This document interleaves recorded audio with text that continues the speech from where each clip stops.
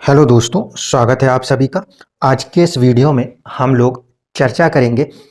आज विष दोष की चर्चा करते हैं, फिर एक आध किसी वीडियो में पितृदोष के ऊपर भी चर्चा करेंगे। ठीक है। अब ये विष दोष जो है, इसको आप लोगों ने किताबों में कहीं ना कहीं पढ़ा होगा, कुछ लोगों ने किन्हीं न किन्हीं के मुंह से सुना होगा, और जो थोड़े बहुत लोग बचे होंगे उन्होंने इसको अखबारों में भी कभी ना कभी देखा होगा।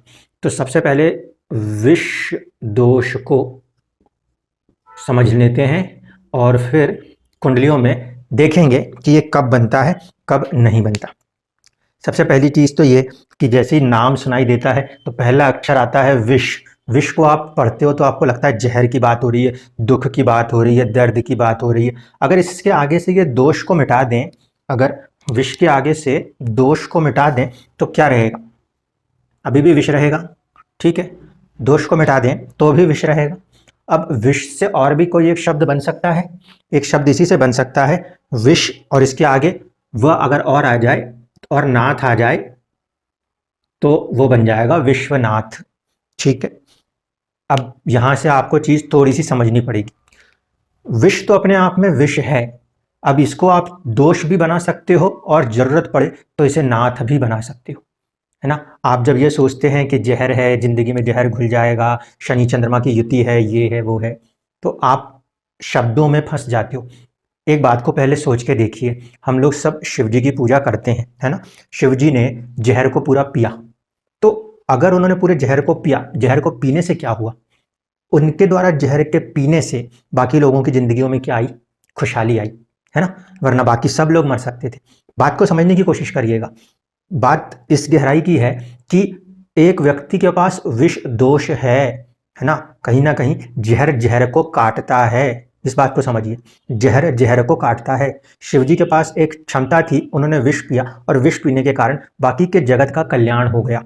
तो यही जो विष दोष के रूप में आपके शरीर में आ जाता है, उसको अगर आप पॉजिटिविटी के साथ देखेंगे, यहाँ पे ये जो वी लगाया है ये actually representing a Vishnu. Vishnu means एक ऐसा ज्ञान जो कि हर चीज को मेंटेन कर सकता है, दैट इज कॉल्ड अ विष्णु।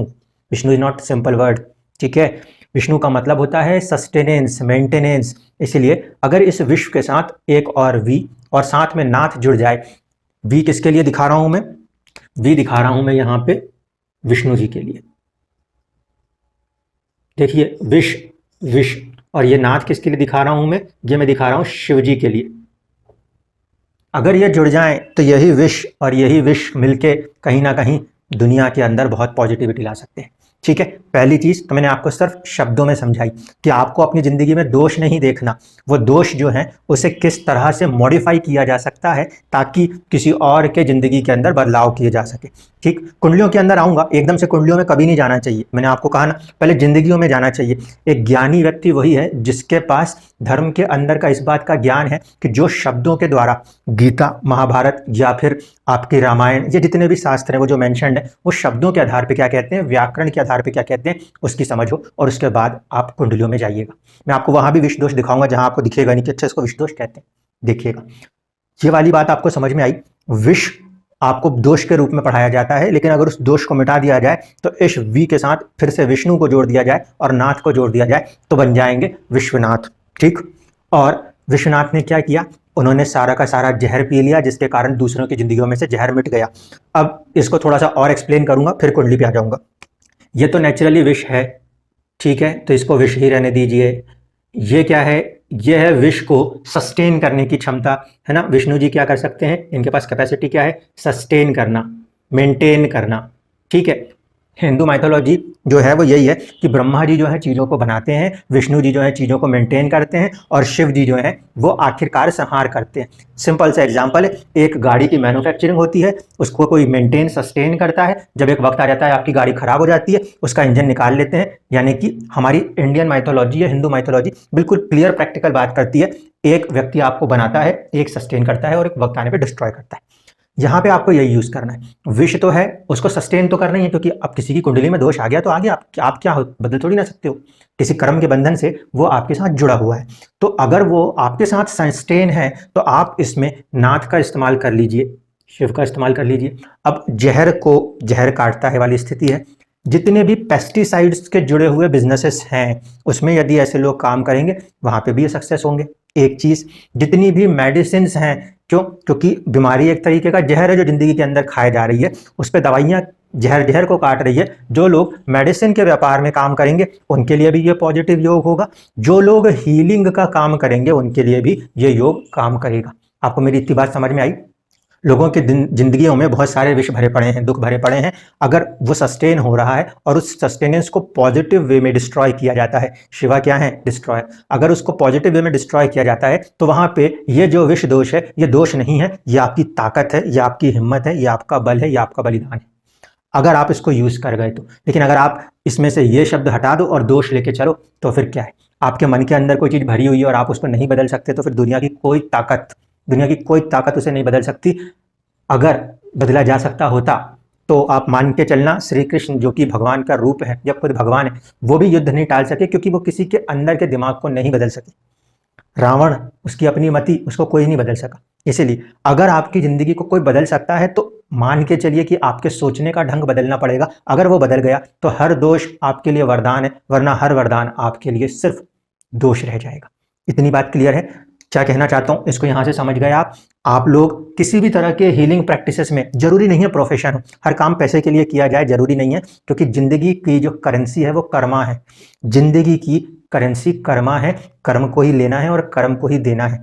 इसीलिए अगर आपकी कुंडलियों में ऐसा कोई योग बनता है तो आप लोग किसी ना किसी वे में हीलिंग की कैपेसिटी को लेकर चल रहे हैं, किसी हीलिंग वर्क्स में जुड़ेंगे, दूसरों के लिए मदद करेंगे, आपकी जिंदगी भी खुश, आप भी खुश। अब आइए कुंडली के ऊपर इसको अप्लाई करेंगे और आपने जो कुंडलियों में पढ़ के रखा है पहले वहां से दिखाऊंगा और फिर दिखाऊंगा विष दोष कितने कितने रूपों में बन सकते हैं। अब देखना यह है कि विष दोष को लेके चलोगे आप या आप बाकी के योगों को भी साथ में फोकस करोगे। ठीक है, मान लीजिए सबसे पहली कुंडली हम लेंगे किसी की, सपोज करिए मेष लगन की कुंडली हो, मेष लगन की कुंडली हो, ठीक है, और इसमें विष दोष बन जाए। आपके लिए विष दोष एक ही तरीके से बनता है, मेरे लिए विष दोष कई तरीकों से बनता है।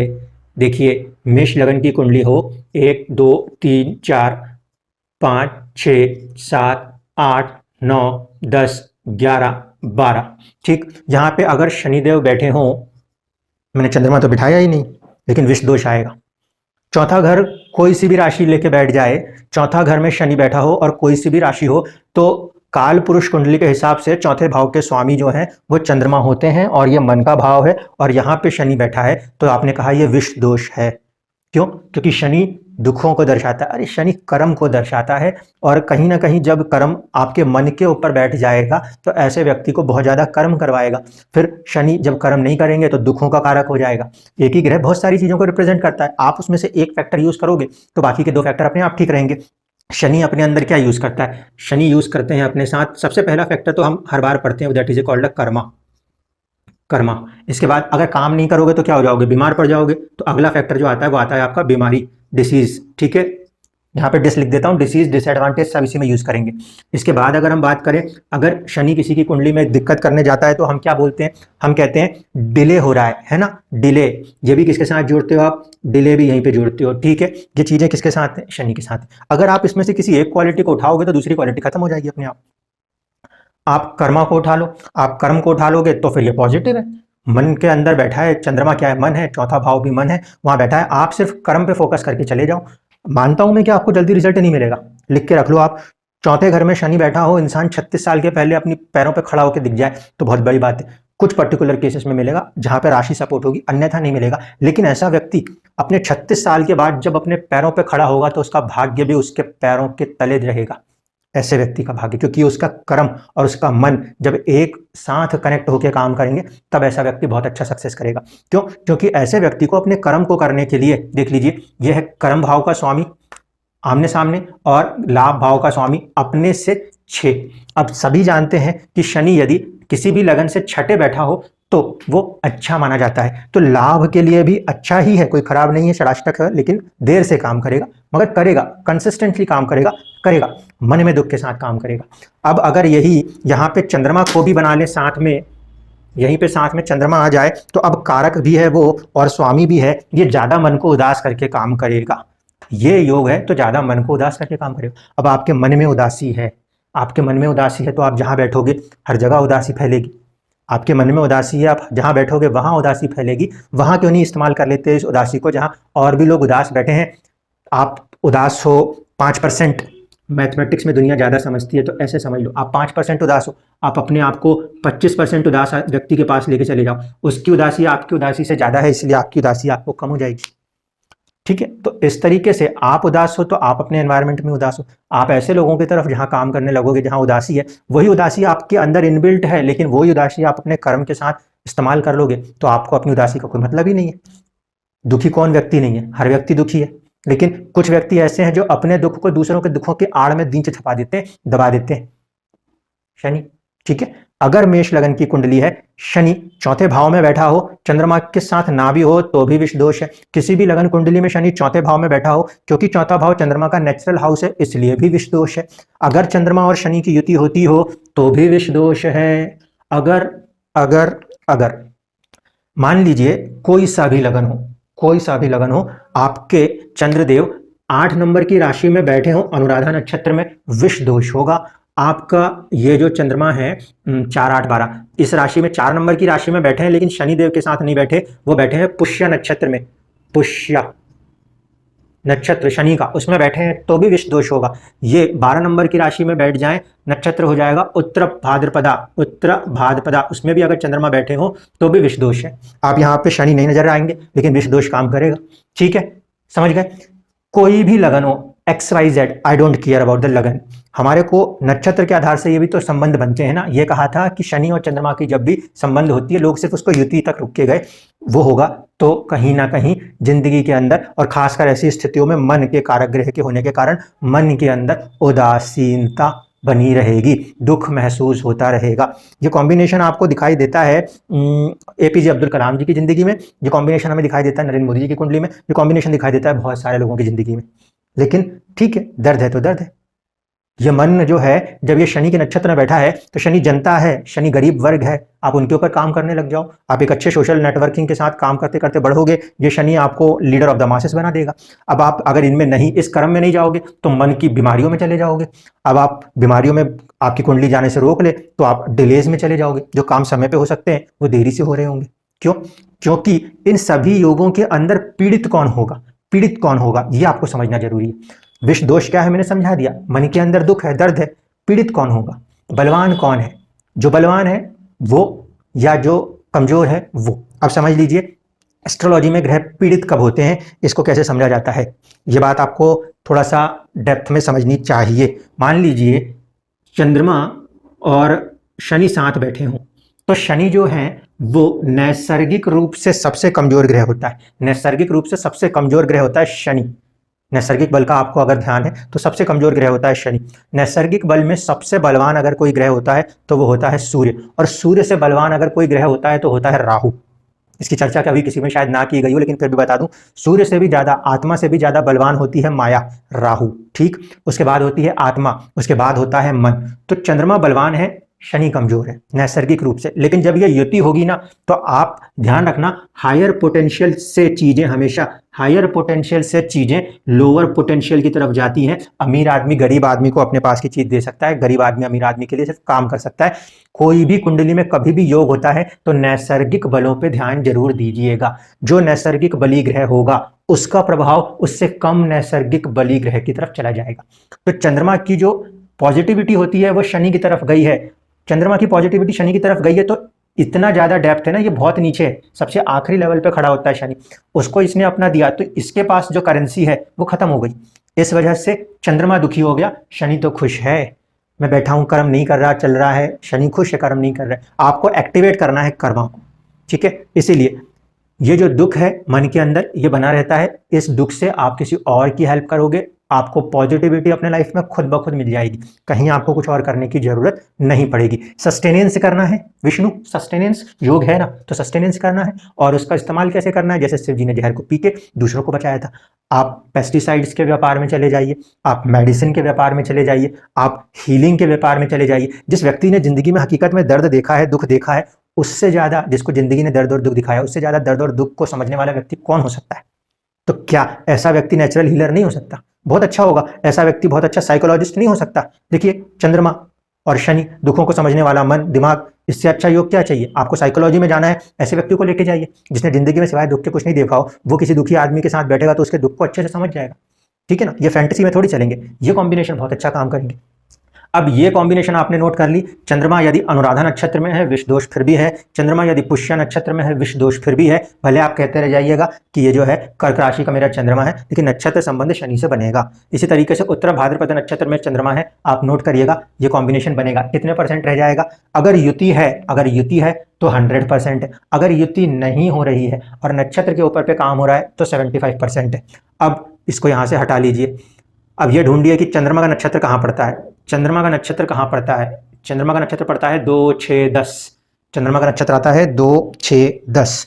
अब 2, 6, 10 में यहाँ पे रोहिणी में चंद्रमा आता है, लेकिन यहाँ पे अब चंद्रमा नहीं बैठना चाहिए, शनि बैठे। किस में बैठेगा? रोहिणी नक्षत्र में। 2, 6, 10, 6 में कौन आता है? हस्त आता है। हस्त नक्षत्र है, शनि बैठ जाए। ठीक है, अब इसी तरीके से यहाँ पे क्या है? शनि बैठ जाए और किस में बैठ जाए? श्रवण नक्षत्र में बैठ जाए।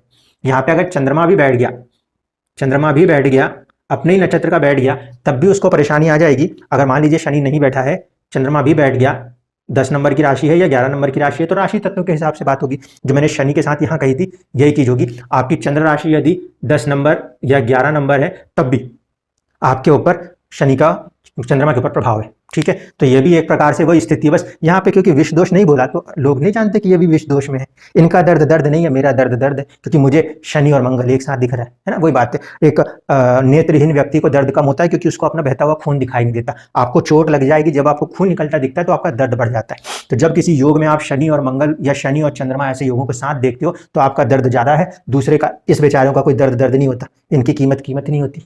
ये भी विष दोष है, ये भी विष दोष है। लेकिन क्या है कि ये फिर भी उसको अपने लेवल पे, किसी का 5% है, किसी का 50% है, वेरिएट कर रहे होते हैं। ठीक, तो अगर शनि आपकी कुंडली में रोहिणी नक्षत्र का मिलता है, हस्त नक्षत्र का मिलता है, श्रवण नक्षत्र में मिल जाए तो भी वही स्थिति है, ज्यादा स्थिति बन जाती है। या चंद्रमा यहाँ मिल जाए तो भी वही स्थिति है। ऐसे स्थितियों में भी कहीं ना कहीं प्रभाव है। यहाँ पे कर्म का प्रभाव जो है ना, वो मन के ऊपर है। शनि का प्रभाव नक्षत्र के ऊपर जा रहा है ना, ग्रह का प्रभाव नक्षत्र पे जा रहा है, तो यहाँ पे कर्म का या बीमारी का या दुखों का प्रभाव नक्षत्र के ऊपर जा रहा है। जबकि चंद्रमा वाले केस में क्या था?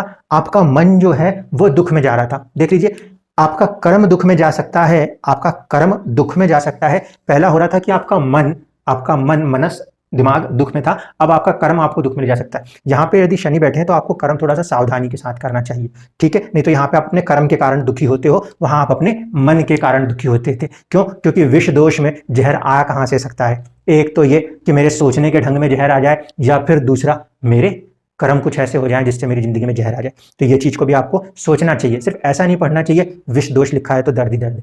दर्द की वजह क्या है, तब तो उसकी दवा होगी। अगर मेरे सोचने के ढंग में दर्द है, मेरे सोचने के ढंग में परेशानी है, तो मैं सोचने का ढंग बदलूंगा। और अगर मेरे कर्म से मुझे जहर मिलेगा तो मैं अपने कर्म को बदलूंगा। उपाय तभी काम करेगा, वरना काम ही नहीं करेगा। पहली चीज। अब देखिएगा, अब मान लीजिए कि अब हम लगन को बदल देते हैं और आप फिर सोचिएगा कि अब आप विष दोष में फंसेंगे कि किस दोष में फंसेंगे। कर्क लगन की कुंडली उठा लीजिए, कर्क लगन की कुंडली उठा लीजिए। ठीक है, यहाँ से सबको मिटाया मैंने और यहाँ पे मैंने नंबर डाला सबसे ऊपर 4 नंबर। ये कुंडली में यहाँ पे लिखा मैंने 4 नंबर। ठीक है, और यहाँ पे मैंने लिख दिया 10 नंबर। ये शनि की राशि है, ये भी शनि की राशि है। इस कुंडली में अगर मान लीजिए किसी भी भाव में रिस्पेक्ट कहीं पे भी किसी भी भाव में आपको चंद्रमा के साथ शनि की युति मिल जाए, चंद्रमा और शनि की युति मिल जाए, अब आप क्या कहेंगे? क्या मैं ये बोलूं कि ये विष दोष है, या मैं ये बोलूं कि ये एक तरह का योग है? योग इस आधार पे है कि मेरे फर्स्ट हाउस का लॉर्ड मेरे 7th हाउस और मेरे 8th हाउस के लॉर्ड के साथ संबंध कर रहा है।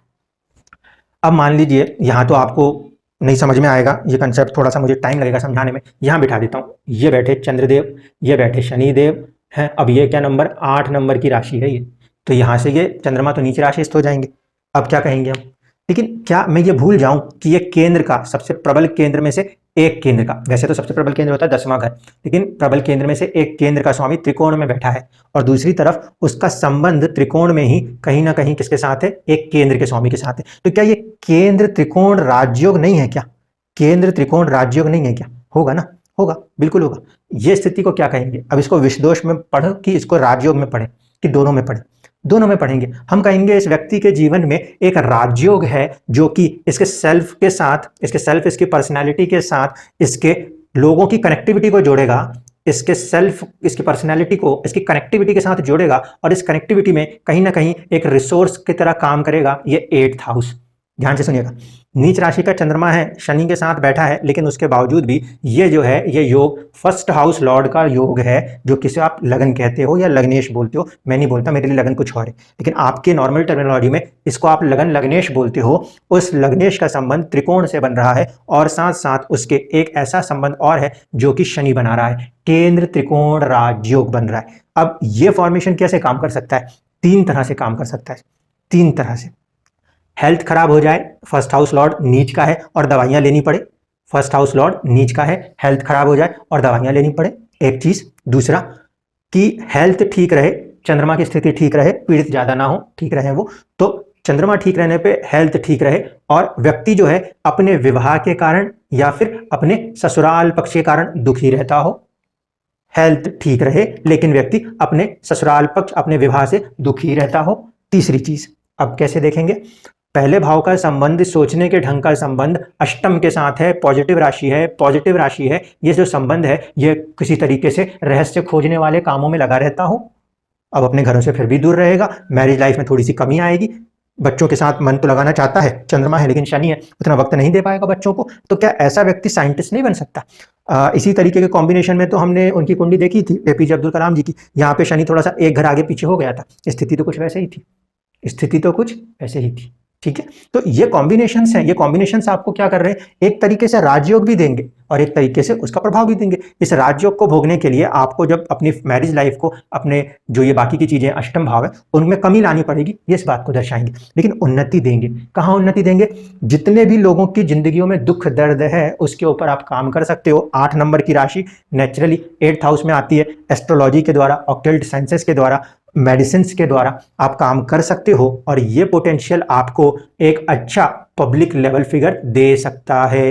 पंचम भाव में चंद्रमा बैठा है, पढ़ाने में भी मन लग सकता है। हम सब जानते हैं एपीजे अब्दुल कलाम जी को भी पढ़ाने में मन लगता था। उस दिन जिन ज्योतिष जी ने ये क्वेश्चन दिया था वहां पे भी यही था। ये फॉर्मेशन हेल्थ को थोड़ा सा डैमेज कर सकता है वो दशाओं में, अगर शनि का प्रभाव ज़्यादा हो तब थोड़ा सा ऐसा असर होगा, क्योंकि 50% मार्केशी प्रभाव है और 50% जीवन को बचाने का प्रभाव शनि के पास है। इसलिए हेल्थ में थोड़ा सा अप एंड डाउन जिंदगी में आ सकता है, डिपेंड करती है दशा क्या है, क्योंकि फर्स्ट हाउस लॉर्ड कमजोर पड़ रहा है जबकि 7th और 8th हाउस लॉर्ड कमजोर नहीं पड़ेगा। ठीक है ना, तो इस तरीके से इसको भी देखा जा सकता है। यहाँ पे भी ये राजयोग है, ये राजयोग इसलिए है क्योंकि शनि अगर 6, 8, 12, शनि अगर 6, 8, 12 में हो या तीसरे भाव में हो तो भी अच्छा है। यहाँ पे ये साहसी और पराक्रमी बना देगा। दूसरे तौर पे देखेंगे तो यहाँ पे चंद्रमा भी बैठने के कारण तीसरे भाव में साहस पराक्रम बढ़ेगा। छोटे भाई बहनों के साथ जरूर चुनौती हो सकती है, भाग्य जरूर देर से खुल सकता है, लेकिन इतना पराक्रमी व्यक्ति होगा कि किसी ना किसी इंडस्ट्री को चला देगा, किसी ना किसी इंडस्ट्री को चला देगा, क्योंकि यहाँ पे 7th और 8th हाउस के लॉर्ड के साथ संबंध जरूर बन रहा है। इसलिए इस योग को भी पॉजिटिव वे में ले सकते हैं। अलग अलग लग्नों में, ध्यान रखिएगा, अलग अलग लग्नों में अलग अलग जगहों पे चंद्रमा की राशियां आती हैं, इसीलिए हर एक इंडिविजुअल लगन के लिए आपका जो ये विष दोष का कंसेप्ट है ये चेंज होता रहेगा। ठीक है, हर किसी के लिए एक जैसा नहीं होता। सबसे ज्यादा प्रभावित अगर कोई होता है तो वो होता है मेष लगन, क्योंकि वहां पे चंद्रमा चौथे का स्वामी भी है, कारक भी है, इसलिए उसकी स्थिति ज्यादा रहती है। अन्यथा बाकी लगनों में ऐसी स्थितियों में संभावना कम है। अगर मेष लगन से हटके आपकी कोई दूसरे लगन की कुंडलियां हैं तो वहां पे ये योग आपको इस बात की ओर प्रेरित कर रहा है कि आपके जिंदगी में, आपके मन में दुख आए, लेकिन आप अपने दुखों पे जीतकर दुनिया में विश्वनाथ बन सकते हो, विश्व विजेता बन सकते हो। विश्व के आगे पूरे विश्व को अपने साथ लेके चल सकते हो, क्योंकि विश्व के आगे अगर वह उसको सस्टेन और मेंटेन करना आ गया, विष्णु के तत्व आप में आ गए और शिव जी की तरह आप में एक वो भावना आ गई कि मैं जहर पी रहा हूं, भले मेरे को कुछ भी हो, दूसरों का भला होगा। अगर शिव की ये भावना, that is called a Shiva, मन के अंदर ये भावना आ गई कि जो मैं कर रहा हूं ठीक है, इसका मुझे कुछ लाभ हो या नहीं हो, मैं ये जहर पी रहा हूं कोई बात नहीं, आप ये मान के चलो ना कि आपके अंदर ये पोटेंशियल दिया गया है कि आप दुनिया के उस विष को मिटा सकते हो। तो फिर आप खुद देखना, आप अपनी चाहतों को छोड़ते हो तब शिव जागते हैं। आप अपनी चाहतों को जब छोड़ते हो तब शिव जागते हैं। बाकी वक्त में जो जागे हुए होते हैं वो होते हैं विष्णु जी। सस्टेनेंस लक्ष्मी किन के साथ है? विष्णु जी के साथ है।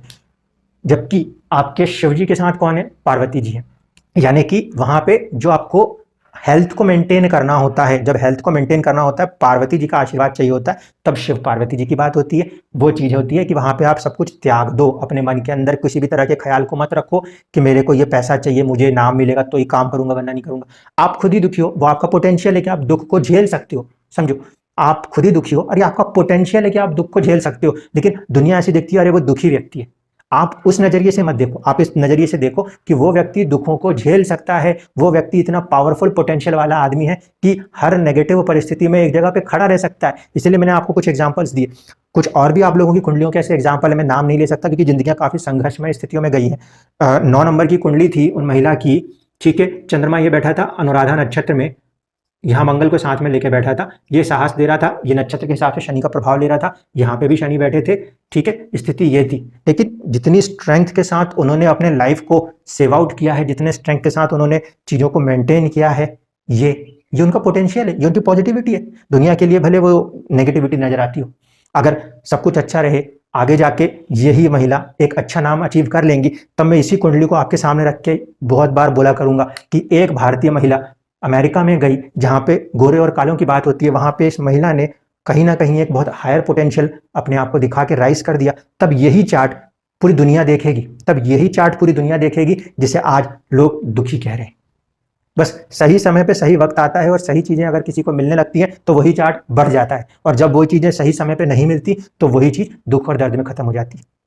आप जितने भी लोगों के कुंडलियों में या तो शनि चंद्रमा का डायरेक्ट कनेक्शन बनता हो, या आप लोगों का चंद्रमा 6, 8, 12 की राशि में 3 नक्षत्र जो कह रहा हूं उस पर ध्यान दीजिए। एक नक्षत्र है पुष्या, दूसरा नक्षत्र होता है अनुराधा, तीसरा नक्षत्र जो होता है वो होता है हमारे पास उत्तरा भाद्रपदा। अगर इन नक्षत्रों में चंद्रमा है तो आपके अंदर एक बहुत अच्छा पोटेंशियल है कि आप दुनिया में जितने भी दुखी लोग हैं उनकी हीलिंग कर सकते हो। आप इस पोटेंशियल को लेके चलो, ये सोच के मत चलो कि आप खुद ही दुखी हो, क्योंकि आपका दुख हो सकता है 5% हो, किसी और का 25% हो, तो किसी और का जिसका कि ज्यादा है उसके दुख को मैं अगर आपके अंदर भर दूं तो आप एक कंटेनर हो, सस्टेनर हो, जो कि उसके दुख को अपने अंदर ले सकते हो। उसके बाद आपको अपने दुखों को हील करना आना चाहिए, आपको अपने दुखों को हील करना आना चाहिए। हील करने का तरीका मैंने जस्ट बोला था, विष्णु, विष्णु के बाद शिवा। विष्णु का मतलब है पहले उसको मेंटेन करना सीख लीजिए, मेंटेन करने के बाद उसे डिस्ट्रॉय करना सीख जाएंगे।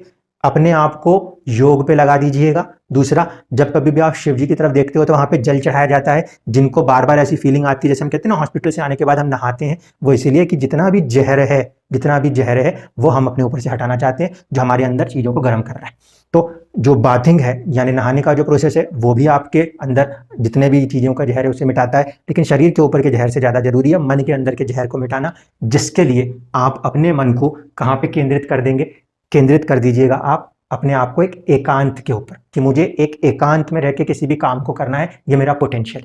चाहे आप शिव जी की पूजा करके करें या आप जिस भी रिलीजन में आते हैं वहां पे जाके भी आप उन चीजों को कर सकते हैं। मेजर कंडीशन यही है, आप शब्द को पढ़ के नेगेटिव कभी मत होइए कि अरे ये तो विष दोष है। विष है, दोष ठीक है आपको दिख रहा है, उस दोष को नहीं, उस दोष को मिटा के उस पोटेंशियल पे ध्यान दीजिए कि ये मेरा पोटेंशियल है। जिस दिन आप अपने पोटेंशियल इस्तेमाल कर करके दुनिया को दिखा देंगे, दिखाया था एपीजे अब्दुल कलाम जी ने अकेले रह के साइंटिस्ट के तौर पे काम करके, दिखाया नरेंद्र मोदी जी ने, अनुराधा नक्षत्र में चंद्रमा है, जनता के लिए काम करते हैं, मन वही काम करेगा। वहां पे काम करके देखिए, जब आप काम करेंगे कितना कुछ भी कोई बोला जाए, फेल्योर होगी तो साइंटिस्ट को भी बोला जाएगा, हर बड़े आदमी को बोला जाएगा, लेकिन आप अपना काम करके देखिए और चीजें बदल जाएंगी। विष दोष सबकी जिंदगियों में है, लेकिन उनका देखने का नजरिया उस दोष का नहीं है। जब मुझे पता है मुझे हर काम में गाली ही खानी है तो क्या दिक्कत है, मिलने दो, वो मेरा भाग्य है, चलने दो, है ना। आपको उससे आगे निकलना है। जिस दिन आप अपनी सोच बदल लेंगे उस दिन आपकी जिंदगी में वो दोष ही आपके लिए दोष नहीं रहेगा, वही वरदान बन जाएगा। अब आपके पास एक गाड़ी है, आपके पास पोटेंशियल, आप उसे मॉडिफाई कर लो तो अच्छी है, नहीं मॉडिफाई करोगे उसी में रहोगे तो आपकी जिंदगी है।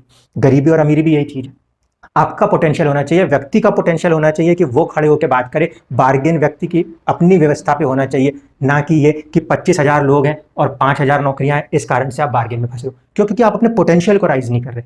यही बात यहाँ पे हो रही है। वो दोष है, दुनिया के लिए दोष है, आपके अंदर वो पोटेंशियल है। आप उस पोटेंशियल को अगर यूज करेंगे, दूसरे लोगों के हेल्प में आप अपने आप को बिजी कर देंगे, आप खुद देखना कि बेसिकली वो विष दोष दोष नहीं रह जाएगा, आपको सपोर्ट करेगा। क्योंकि काल पुरुष की कुंडली में चौथे भाव पे शनि का प्रभाव ये कहता है कि यहां से घर को त्याग के काम करो, घर को त्याग के काम करो, घर को त्याग के काम करो। श्री राम जी की कुंडली में भी यही कॉम्बिनेशन था, जिसमें कि 7वें घर में शनि था, और जब वो अपने वाइफ के साथ उनके ऊपर उन्होंने कर्मा स्टार्ट किया, 10 नंबर की राशि, 11 नंबर की राशि, कर्क लगन की कुंडली थी, कर्मा वहां से जुड़ा और उन्होंने अपने वाइफ के लिए, किसके लिए जंगल में गए, किसके लिए लड़ने गए, वाइफ के लिए गए। उस पर्टिकुलर हाउस के लिए उन्होंने घर को भी छोड़ा था, तो जाके उनकी सक्सेस आ गई थी, है ना, इमेंस सक्सेस आई थी। लेकिन बात वही है, चौथा घर क्या है, हमारे लिए प्रॉपर्टी, हमारे लिए वेल्थ, हमारा होम है, उसको वो छुड़वाता है। इस वजह से वहाँ से हट के लोगों की धीरे धीरे उन्नति होती है। जहाँ आपका जन्म है उस बर्थ प्लेस से दूर हट के ऐसे लोगों की उन्नति होती है। 36वें साल के बाद ऐसे लोगों की जो राइज है वो धीरे धीरे शुरू होती है। अगर और कोई ग्रह इन्हें थोड़ा बहुत प्रभावित करे तो जो मैं 36 कह रहा हूँ उसको आप +- 2-3 ईयर्स कर सकते हैं, लेकिन ये लोग ग्रोथ करने लगते हैं। ठीक है, सिर्फ इतनी सी चीज है जो विषदोष है। इसका मतलब है आपको अपने जहाँ पे आप रह रहे हो वहां से आप दुखी हो, उस एनवायरनमेंट से आप अभी दुखी रहते हो, उस एनवायरनमेंट को आपको बदलना है और बदलते हुए अपने आप को आगे लेके जाना है। एक वक्त ऐसा आता है जब आप उस एनवायरनमेंट के कारण इतना कुछ सीख चुके होते हो जो किसी और एनवायरनमेंट में जाने के बाद आपको बहुत हेल्पफुल होता है और वहीं पे वो आपको जिंदगी में बहुत ऊंचाइयां देता है। इसे कहते हैं विषदोष। आगे किसी वीडियो में चर्चा करेंगे कि पितृदोष क्या है, वो कैसे देखे जाते हैं और कैसे उसको समझा जाता है। धन्यवाद।